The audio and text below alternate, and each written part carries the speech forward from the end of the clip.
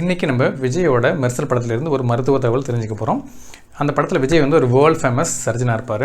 அவர் ஏர்போர்ட்டில் பிடிச்சி வச்சுருப்பாங்க. அவர் அங்கேருந்து பார்க்குறப்ப ஒரு பொண்ணு வந்து கீழே என்னத்தையும் வாங்கி குடிக்கிறான்னு தொண்டை கட்டி மயக்கம் போட்டு விடுவாங்க. அவங்கள காப்பாற்றுறதுக்காக விஜய் வந்து போலீஸ்லேருந்து தப்பிச்சு சண்டைலாம் போட்டு கும்பலெலாம் தாண்டி போகிற வழியில் வந்து ஒரு கிரெடிட் கார்டையும் ஒரு ஸ்ட்ராவையும் பிடுங்கி அந்த பொண்ணு மயக்கம் போட்டு கிடக்கும். அது பக்கத்தில் போய்ட்டு தொண்டையில் ஒரு சின்ன கட்டை போட்டு அந்த டியூப்பை உள்ளே வச்சு ஊதுவாரோ தெரியாது. அந்த பொண்ணுக்கு உயிர் வந்துடும், மூச்சு விட ஆரம்பிச்சிருவாங்க.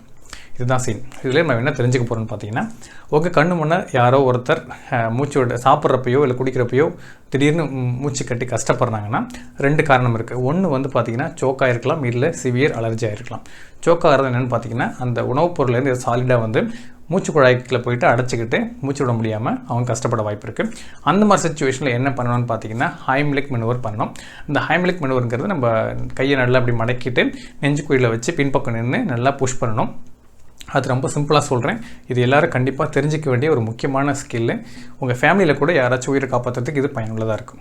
ஸோ 2வது காரணம் பார்த்தீங்கன்னா, சிவியர் அலர்ஜி ஆகிட்டு லெரிஞ்சில் எடிமா வந்துடும். லெரிஞ்சில் எடிமா என்னென்னு பார்த்தீங்கன்னா, அந்த உணவுப் பொருளை ஒத்துக்காமல் அவங்களுக்கு அந்த மூச்சுக்குழோட மேல் பகுதி வந்து வீங்கி போயிட்டு காற்றை உள்ள விடாது. அதனால் மூச்சு அடைக்க வாய்ப்பு இருக்குது. ஸோ இந்த மாதிரி சுச்சுவேஷனில் என்ன பண்ணணும்னா, கிரைக்கோதெரட்டமி தான் பண்ணணும். அதை தான் விஜய் பண்ணுவார்.